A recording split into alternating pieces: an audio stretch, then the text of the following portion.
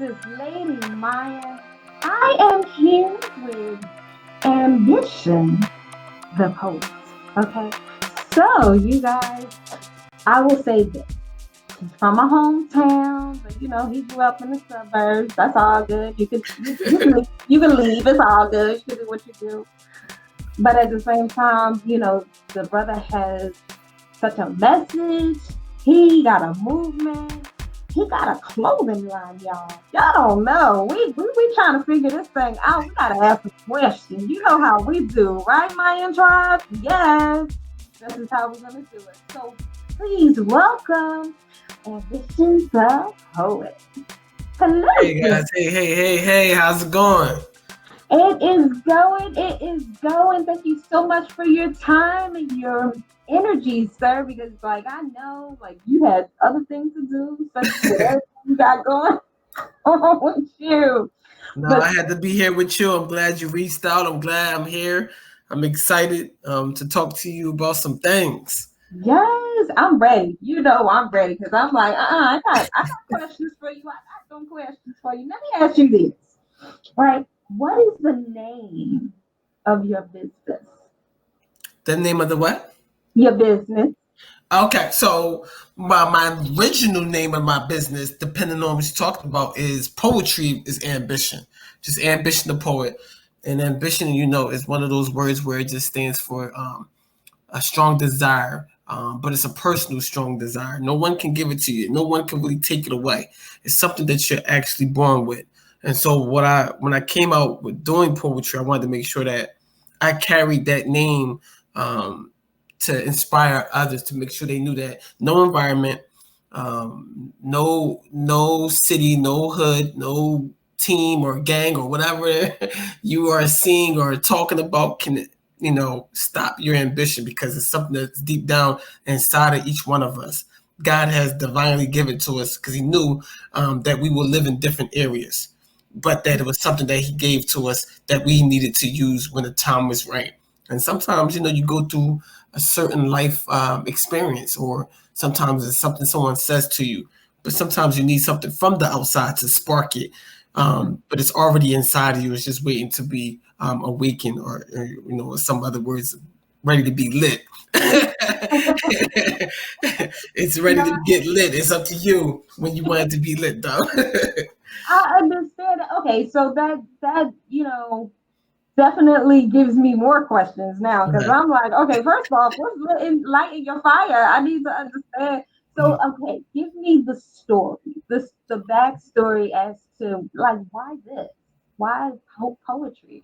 So yeah, I started off as when I was younger, people was bullying me because of foster care, and people were talking about the way I looked, but I was from Philly, so I mean, you're talking about a kid that's coming from North Philly and just basically from North Philly to uh, a suburban middle class neighborhood overnight.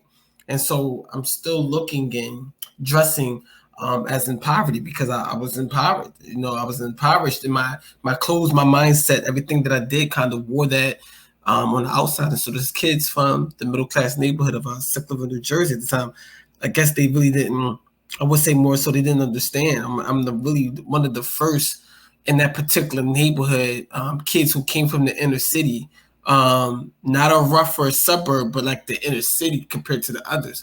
They didn't understand what was going on, right? And so they were talking about me so bad to the point where I just started writing stories that were not the best stories. um, You gotta start somewhere.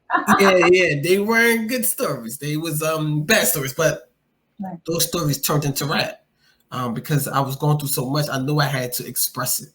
And my family, my adopted mom to this day, she talks about that we couldn't fight in the house. So you had to debate, you had to write it down, you had to get it out another way. And so I started rapping, and then as I got older, it turned into poetry. But something tells me even if I wasn't doing poetry, maybe I would just be an author or something. No matter what, my life will always be expressed through writing somehow, some form, whether it's verbal or whether it's writing. I have so much deep down inside of me that it has to come out through some type of expressive art. So yeah.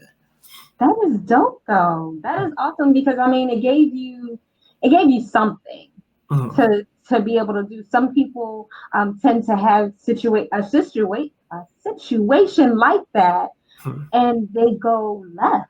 They just don't really know how to express it, and your mother is your adoptive mother is a godsend because that could have went.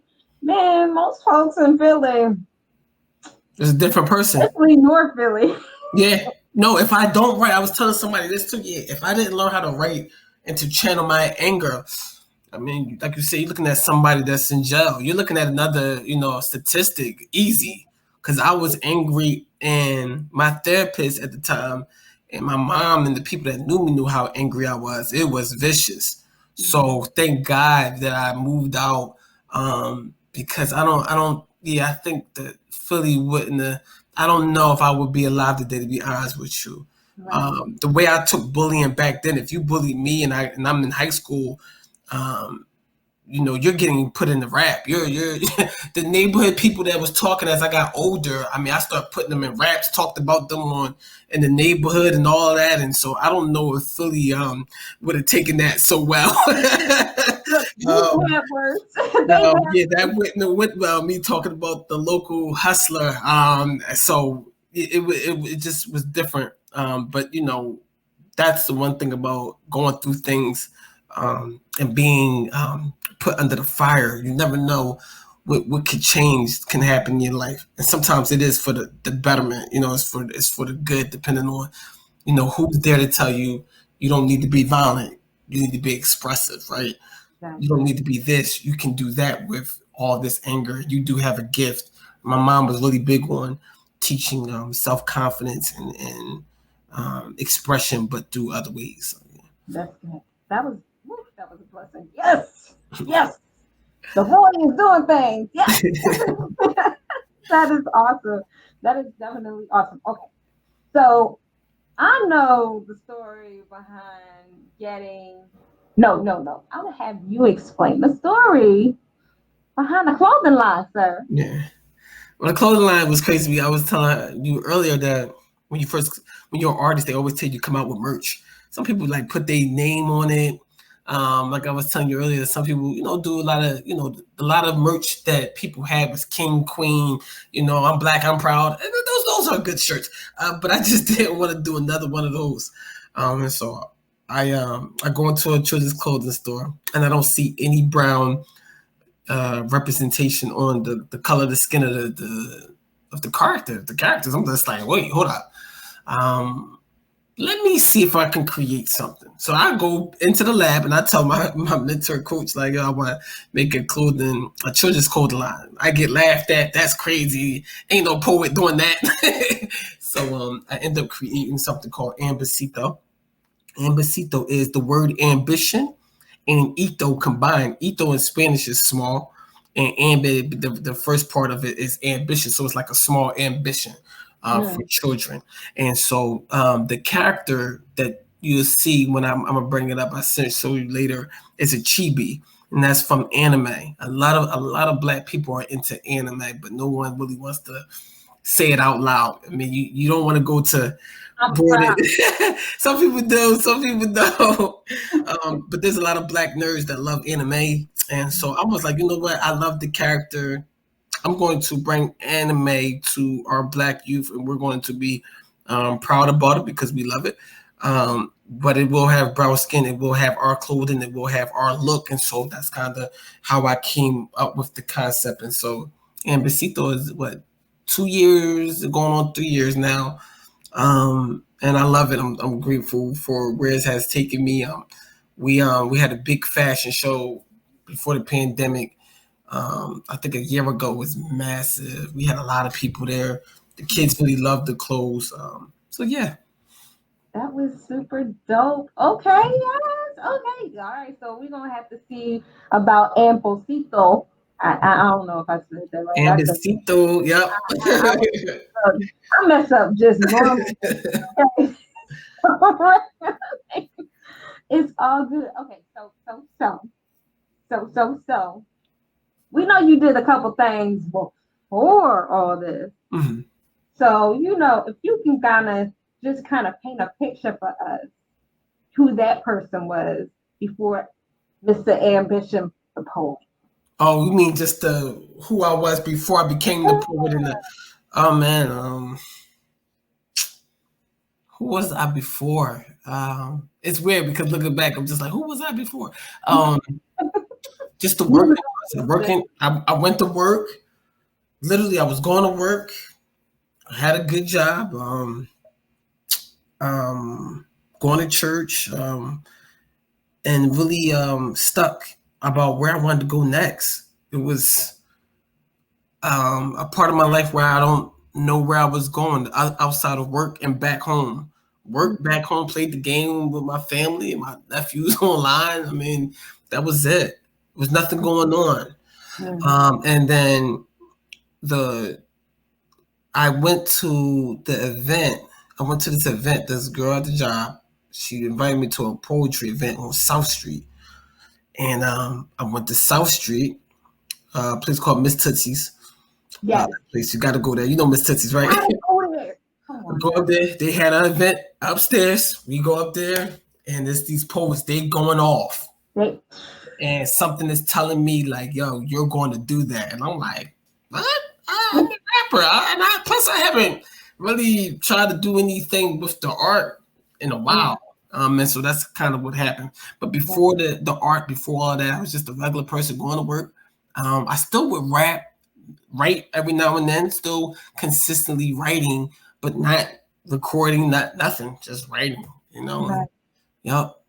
You was putting it in your arsenal. It was all good. You gotta do what Yeah, you gotta it was do. it was it was like just a pause, but it's coming, and that's what happens when you try to run away from doing Right. something with yourself. If you're called, it's nothing you could do. It's gonna find you. It's like, oh yeah, you can play around.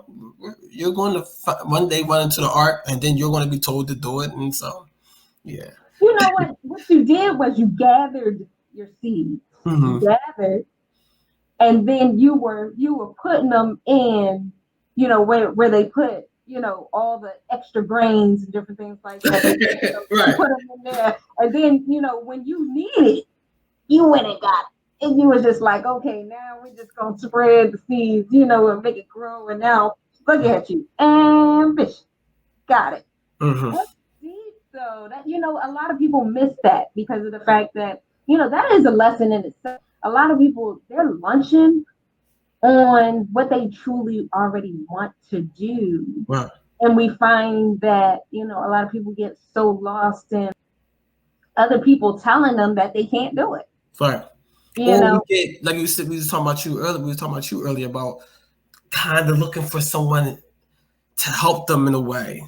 yeah, And so you're like, oh, I don't have the help, then I gotta come along and be like, yeah, it's gonna be you by yourself, but it can be done. It's just gonna take a little bit longer because if we wait on people to help us, we're going to be waiting forever. Like, and that was the person I'm like, I just want to perform on somebody's foster care conference. I really do. And something said, literally, God was almost like, yeah, it's gonna be you. And I'm like, me, I can't. I mean, I'm just some poet. I don't want to, and I thought about it, like, why can't I throw one? Like, right. what am I waiting? I'm waiting for? Like a phone call or something? I don't know, or email. I mean, we just can't do that. And so sometimes, like we were saying, we gotta go out and build it. Can't we? And there's somebody, like you said, in their job right now, which is fine. You got to, Mhm. at that desk, that's fine. Give the 9 to 5. Then that, like you said, Gary Vee talks about that 6 to 9, and Mhm. with the family or not, how was Mhm. the homework, and at the same time working on your own brand. You gotta fit your own legacy in there somehow. So yeah. Because you're not gonna really do anything for yourself. You can do it for others. Right. I'm like, I look at it like you, okay, Mm-hmm. with being a foster care advocate, and I Mm-hmm. think that is so amazing because you didn't just make it about yourself. It's not all about Ambition the poet. It's about the people that I'm able to reach because I'm Ambition the poet.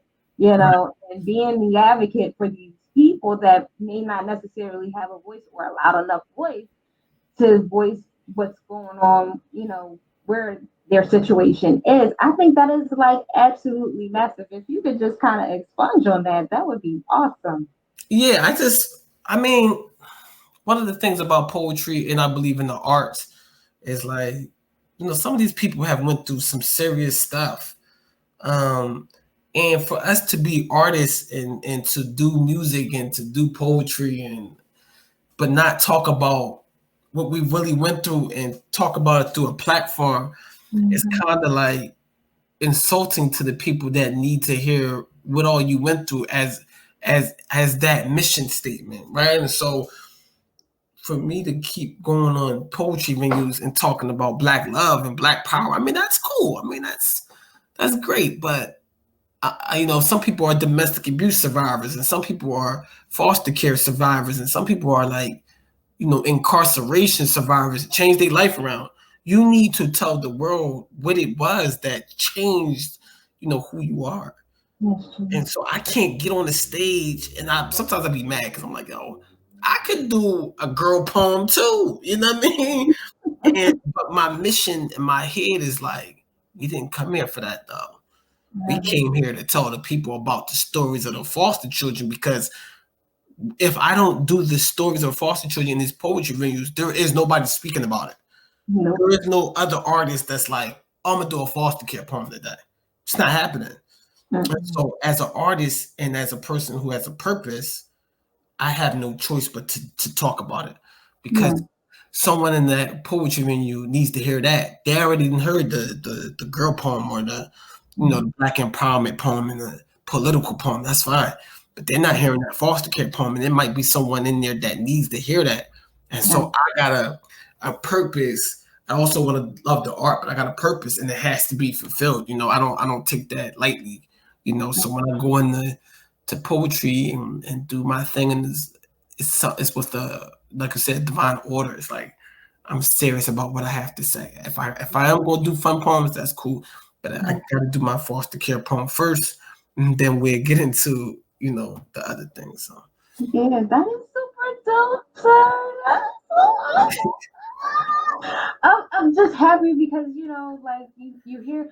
Oh my God, the amount of friends that I have that are social workers. You mhm. know, they try their best, and they're like, we can only do what we can do. Right. Our managers don't let us do too much of anything that makes them look bad or what have you, and you're like, man, that's really sucky.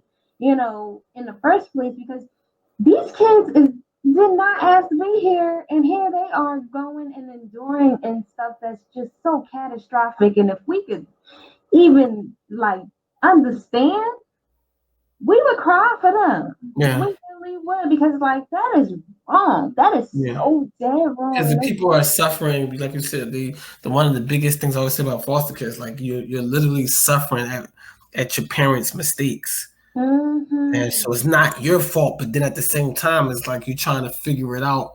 Now you have social workers, you have, maybe your liaison, you got all these different people, the therapist, and so you're trying to figure it out with all these different professionals, but they all are, like you said, they're hamstringed because they can't do but so much. Yeah. Whatever their respective position is, because their job will say, this is as far as you can go. You Right. can take the kid out to eat, but make sure it's between this time, and someone always has to be there. You have to write that down. Exactly. You definitely can't have them in your house. You definitely can't have No, them not at X, all. X, Y, Z, and Yeah. the You kid can't may move up be, they right. can't do all this extra stuff, like things that they would need just growing Can't up. do it. Yep. Because Can't can't do everybody it. hates my kids because my kids hug Mhm. all the time. They're like, Right. "Mommy, give me a hug." But Right. that's something that is, I think human nature is that we need to be held and felt welcomed and loved, and just that we're not alone. And I think that's when you're the healthiest, you know? Mm. I could be wrong. You can tell me. People need the people. They need someone to. Because I always tell people, okay, I mean, you can ignore foster children, the sex traffic, the home. Go ahead. You're going to pay for it. And then Mm-hmm. society be like, well, why is this happening? Why are they doing? I tell you why. They were trying to find love when they probably was 15, 16. Yeah. Didn't happen. Mm-hmm. And they came through the system, and now we're looking at an incarcerated young man. We're looking Mm-hmm. at a sex trafficked young woman. These Mm-hmm. people were literally in the system, and nobody. They was crying for help, and we did not help them. Nope. And now we're looking at them in the adult years saying, well, why are you like this? Take I know. responsibility. But you got to be careful because, like we said, you will feel the wrath of people who were not loved in their younger years. Yeah. And this is why it's such a issue on so many different fronts. And they wonder why. And this is something, I mean, I kind of know it's a little more closer to home to me, is that they're on drugs. Mhm. They won't get off of drugs. They will Mhm. harm other people to get the drugs. Mhm. And I spoke to someone very dear to me, and she told me, she said, the only reason I do it is because I want to numb the pain. Mhm. I want to numb the pain. And I'm like, but there's so much to life. It Mhm. doesn't have to be all pain. Not Yeah. to say that your pain is not, going away, or anything to that nature, but at the same time, it gives you a little bit better of an Mhm. outlet, Right. or anything. And, just trying to, I think what happens is this: you get around so many different people that have so many different aspects or outlooks, or so-called, advice, that they Mhm. just kind of feel like you're not listening, you're not hearing what I'm saying. And Mhm. it's just not everybody's going to know how to say it either. So we have to Right. understand that too, Yeah. or people to hear it. Right. And I'm then the sorry. people there around the I did a live about changing the circle and checking the team. So Mhm, the people are not only in bad, situations and grew up bad situations, but then the team that they have around them, their mhm, mindset, is done too. So you consistently listen to mindsets of people around you that don't have a positive outlook, mhm, on what they see. Like right, you say, you live in, certain part of Philly, and all you see is the bad of it, and you're not understanding that you are living on great ground. Your neighborhood is one way, but there's someone in America who wants your property. And so right. now gentrification comes and people are like, wow, why is this happening? Oh, whoa, whoa. When people were telling you that your neighborhood was valuable, you Mm, didn't see the value in it, right? Your mhm, mindset said, I see abandoned buildings, but those buildings, if people would invest and take care of them and love their neighborhood, it's way mhm, more valuable, than what your mind was saying. right. And so someone with great mindset, that's why I say a neighborhood who all believes in the same thing and don't, then it's dangerous because now someone else will come and say, oh, we'll take this. Thank you Mhm, for mhm. destroying this neighborhood. We definitely want to buy the whole block because this is so it's worth so much, Yeah, right? But then at one point they'll tell you it's not worth a lot to trick you and of say, yeah, course. oh, you live So in they an can write impoverished you a check and get you neighborhood, out the way. right? You live in an impoverished neighborhood. That hood is that's rough. And then tell a real estate developer, yeah, we're gonna move in. We're gonna take that over in 5 years. Yeah, yeah. We want that neighborhood. Yeah, So yeah, it's all about our mindsets and like you said, being around people who value their life and people yeah. that somebody needs to tell them that to change the way that they see their outlook. So Right. drugs is like you said, it's not their escape. Yeah. That's sad, right? Let's go to a nicer part of this whole situation. Let me go with your book, sir. Right. Your book. Your book. Oh my You're goodness. the first person I had an interview with talking about it. This is an exclusive. This is exclusive. On Exclusive. the video.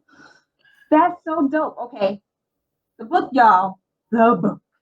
The book is called Open Mic Survivor. Woo!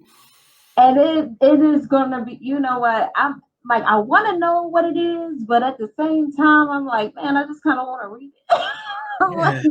but you know Wanna- what? Please let the truth know what's Yo, going on with the. open mics up. Let me tell you, the vision came to me. I'm minding my business one night, and I want to give a shout out to one of my best friends, Sonia, who she's a visionary. She does a lot with student loans, and she dropped ebooks, and she drops instructions with how to do things. And I never thought about it poetry in that manner. You know what I mean?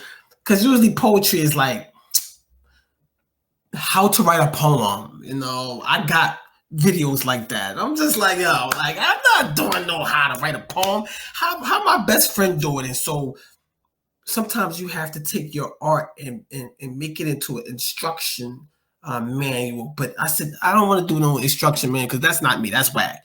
I want to talk about surviving, surviving the open mic scene. Mhm. There's nobody going to tell you how to come into an open mic venue in the middle of North Philly and it's 7 o'clock at night. You don't know anybody. You get in there and it's dark. And what do you say? How do you even know where to go? Right? Who do you talk to when you first get in the door? Yeah. Right? So you're a little nervous. The, Mhm. the open mic venue I went to was at 40th and Girard. Oh no. There's a Chinese store at the at the corner, and I don't know what's happening. All I know is that I heard of an open mic, and I want to go there. And this book is going to talk about all of the things you need to have, for the most part, because I'm gonna do a part two. More of the things you need to have to survive the open mic scene, from the way when you go in, how to carry yourself, how to access the environment, because you're going to be in neighborhoods that you probably don't know, don't understand. Be careful there. Right. How do you want to dress, right? How do you want to look? Um, One of the things about in the open mic survivor, we talk about when you first get in the door, and this is a mistake I made. You get in and you don't say hi, you just go sit down. You pay and you go sit down. And then you hope that somebody tells you where the open mic list at. You got to get in there. You got to talk to the person that got the money, right? Where's the host at? The host is here. You got to get to know the host. The host is the most popular person in the room. Get to the host. The host asks the host where the open mic list is at. If you don't, you get into these open mics and you don't ask where the list is at, You then don't know where you you going. go to 3 open mics and never perform because by the time you get to the list, it's already filled. Yep. Get So there early. right, I wanted to teach people on what to do when you first get in the door. Uh, Mhm. we talk about um, poem choosing. So I give a little scenario in the open mic book, open mic survival book, where here you go, you got this little poem. You think it was going to kill, you know, and somebody before you does a poem that shuts the room down. Everybody going crazy, and the host gave you that look like, "Oh, it's your turn. You next." And Or like, oh, you looking like, "Oh no!" Like I don't have a poem that's going to match that. What do you do then? And I walk through the mind, like you know, do you go with the poem you practice all week, or do you go back in the bag and change it? Um, One of the things we talk about the open mic survivor book about knowing what poem to do based on the atmosphere. So when after you get in the venue, you're supposed to not look straight and be all enamored and looking at the vendors. You're supposed to be studying the crowd.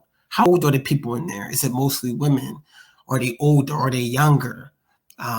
Studying the responses of the other poets to make sure that the poem you pick is a good poem. Um, Talk about the microphone, which where some artists never study the microphone. They get up there and then they just start speaking, and the microphone is bad. You know, if they was paying attention, they know that don't use the microphone. It's already poor. It's a hood open mic. The mic ain't working tonight. You go ahead, you gotta use your voice tonight. You can't use the mic because if you use the mic, we're not gonna hear your poem tonight. True. Oh, Um, So we go through all these different surviving techniques. I don't want to give too much away, but we do talk about performing in the bar, which is Yeah. very difficult, right? And so, what do you do when you? I go through a scenario. What do you do when you go on? You're doing a poem and you're in a restaurant, but the people at the bar they're drinking, and they starting to yell, "I don't give a f, get money, dog, get money, dog," and you trying to do a poem. What do you do? How do you get the respect of the bar? Because the bar is very essential. Um, Mhm. Also, performing in restaurants. We talk about performing in restaurants in the book. You up there doing the poem, but the deal with the restaurant is they still taking orders. So while you doing your poem, there's people asking, you can't get the chicken fingers with the fries. And you up there talking about, my life is in shambles. Can't get chicken Wow. fingers with fries. Oh, So how do you stay focused man. Yeah. when people are ordering food, the Yes. bar is yelling, and you Oh. still all you got is your voice. There is no music. Mm-hmm. You gotta captivate the crowd. And Yeah. so Open Mic Survivor is really teaching people about that poet that wants to know more about what they should be looking for, and the new poet that is about to get into an open mic world and it may get their feelings hurt because they don't know how to deal with all the different things that's going on in the open mic. Mm-hmm. Yes. Wow, that is so deep. I felt like this was a story side. I Mhm. really felt that. I was just like, oh my God, he's telling the story. Yeah. Yeah. I think that is so dope though, because it's like, a lot of people have the assumption that, oh, it's easy. You just write a poem, you go up there, you just do what you Mhm. do. You breaking it down like that, just what you wearing, where you going, how you looking, and different things like that. And then the assessment of the people that you're talking to, that is like major right there Yeah. because nobody thinks about those things. They just be like, man, I just want everybody to enjoy it, but you're not even looking. You're not You're even not paying even paying attention. attention. Right. Exactly. You don't even know what, like you said, down to that's why people on TV they're so big about how you look. Mm-hmm. When you start studying the way big people do, it's all about studying how the major networks and people do. That's all by design. So when Right. you come into a venue, your whole look is a vibe. Yes. Now, like you said, in the different open mics, I talk about different open mics. I remember one time I'm in this open mic. I'm about to do a foster care poem. I'm about to give it's Revenge of the Foster Care. I get in that joint. It's an erotic poetry night. Ooh. So now I thought I was gonna talk about foster care, but they on some freaky stuff. What do I do? Because I'm like, I signed up. I ain't you know. know, it's I didn't read. I didn't read the mic. I didn't read. I see. That's nothing. I didn't read the theme, right. and now it's erotic. And I'm like, oh snap! I Mm. definitely can't do the foster care poem here. Oh, not here. Gotta go in the bag. So I went in the bag of my of poems, and I pulled out, one of these the poems called the Shit Series poems, which is more like it talks about the stories, a sexual stories of my life, like actual stories of things that happened, but in good taste. You know what I Mm-hmm. mean? But that was one of those scenarios where, like you said, you go to open mic and you think you're gonna do one thing, and if you're not paying attention, some poets will really just stick to that, and then Yeah. wonder why the crowd is looking at them like, "What are you doing? This ain't that type of open mic tonight. The theme Right. is different." So Exactly. the way you dress, the way you talk, the way you carry yourself, Right. is all part of surviving the open mic, which is way more deeper than like you said, just going and saying I'm gonna do this and then walking off. You know what I mean? So I think it's so super, super awesome because of the fact that, like, okay, so Chance the Rapper, him having his open mic, but it's in Chicago, and those folks, they run you out of clubs. They they don't ain't playing out there. care. It's They like, not. I met some oh, Chicago poets. They ain't playing with you. mm-mm. So now you thought you was gonna go in there and do today was a good day poem, and you hear the people in there, they getting Somebody busy. gonna say lousy. Yeah, Somebody's they like, getting busy, and who's now doing this you can't read some poem. Some I talk about this too in the book. Some open mics are not for readers. The people are so good for you to stuff? pull out the book and to start shaking with the book. It's not. You gotta go back to the lab and you gotta come harder Mm, because these, especially in Chicago, parts of New York and mm, Philly as well, where it's some open mics that is just so the talent is so high. yeah. You can still do your poem, but Mm-hmm. just know that it may not get the response that you think because of the way that open mic is already established. You know. Exactly, exactly. Let me ask you this, right? I know this is a different world compared to, on the street kind of situation. Mhm. But do you think, and do you find, or maybe if you even do something like this, do you find that like being in churches or smaller groups or anything like that, that you can kind of like, it's like because you're so close and you're the only one, and they're like the reactions, like how is that? Like, is it different than like From street? you mean, like from church to open mic venue. Yeah, Oh yeah, it's definitely different. yeah. Um, Church. I had posted up a church poem called Bible Verses. Mm-hmm. So I'm going through, I learned about the lake of fire, the book of Revelation 21 and 8, the book of Revelation, I learned about patience and joy, chapter 5, verse 22, in the book of Galatians. When you're doing a church poem and you throwing verses, the church people are going to go crazy. They clapping, amen, That amen. boy got Jesus in him. Right. Jesus is in that boy. Yeah. I did that same poem in a poetry venue, and I had people looking at me like this. Like, I'm not in church. okay, so we ain't in church. I don't get it. You know what I mean? You in Philly, I you don't already know the know. word. If you in Philly, you already know how you get the Philly look like. Yeah, no, right? Whenever you done, Well dog, let done. me know. Like I'm not trying to hear that tonight. Like I'm trying to, I'm trying to see something. You talking about Bible? Like I don't want to hear that. Like It feel like that. It's so funny because it's like, okay, so you can breathe easier in the church as opposed to being out there. That's right. gotta be like so much different. But like, have you done like smaller groups and different things like that, or maybe even with the foster children and different things like that when you have your speaks with them? Yes, yes. So the poems are tailored for the particular groups. And then sometimes you just perform those poems in different areas just because you feeling like that tonight. Mm, Sometimes I felt like doing a Christian poem. I'm in the venue and I didn't care if they was looking at me like they didn't want to hear that or not. I knew my purpose. My purpose is stronger than the environment, right?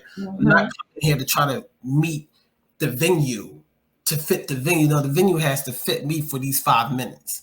That's what I mm-hmm, always tell people in the open mic survival. You don't gotta fit the venue if you mm-hmm, don't want to. If you want the response and you want to win the crowd, you trying to get a certain response. Now you have to take all that into consideration. But yeah, the mm-hmm. church is definitely the church is an easier crowd because of the loving nature for most of them. That's why, like you said, you can get Aunt Betty to go up there and sing that hymn. But if Aunt Betty went to a karaoke bar in the middle of North, Ain't gonna go eh, well. yo, Betty, I love you, Aunt Betty, but You this can is the sing the church, church, but you can't right? sing outside. That voice is not hitting. You better get out of here. And so it's harder, right? It What do is. you do now? I bet you in the karaoke bar and somebody then killed it, and that church song ain't gonna help you tonight. And Nope. so that the book is really talking about going from place to place, different areas, different places, um, learning how to be better. That's dope, though. That's so. Yeah, I love that. I love that. Okay, I think I hit everything because, like, you have so much, and I'm like, I want to ask more questions, but I'm like, all right, look, my things to do. So it is what it is.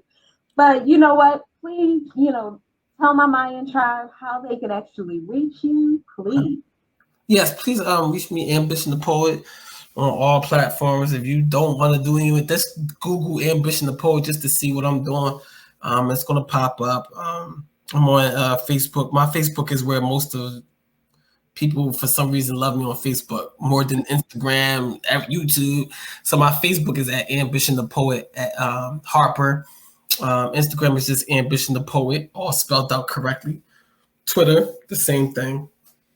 And please reach out to me. Ask me anything if you need help with the open mics, if you need help with writing a book, whatever. I'm here to help. I'm not Hollywood yet. So I'm still answering the DMs. I'm still regular. We not gonna get on the scene and start acting all hot. No, I'm still regular for right now. But yeah, so that's it. Yeah. That's awesome. Thank you. I appreciate your time, sir. Your effort, your energies is greatly appreciative. I definitely don't. I really hope that this is not the last time we get to talk because Lord knows I got questions. I want to run it down for us, sister. We can have a whole conversation. Look, it might be a little bit longer than this. The next Right. All right, definitely reach out to me, and yes, let's definitely connect with. I know you said some of your family and some of the people you know are social workers. Tell them I would love to connect with them and have them on a panel soon. I do plan on doing a panel at the top of the year talking about foster care again. What can we do? Starting the year off right, and making sure that we can help these kids with all the resources and all the people we can. So, yes, all yes. right. You guys know how to reach me at whatever given time. Sister is at one lady Myya at gmail.com. Okay, so you can always hit me up. Is sister about to come up? All right. I'm just letting y'all know now because it's about to go down. And if you're not on there, I'm just saying the train will leave the station without you. I'm just saying. Along there. Don't act all new on it, sister, because I'm not gonna do the same to you. I'm gonna love on you regardless of what. But I really, really appreciate so much that Ambition was able to even get on my show, and he was like, "Yeah, let's do it." Let's do it. I'm not Hollywood. Let's do it. You reached out to me. I'm doing it. Do you know how many people I get a hold of and they're like, "Oh, well, you gotta send me all your stuff," and I don't hear from them ever again. I'm like, really? Is this what we? Not a problem. But I don't even hold the grudge. I just be like, you know what? That's all right. That's all right. They will eventually call. Not Yep.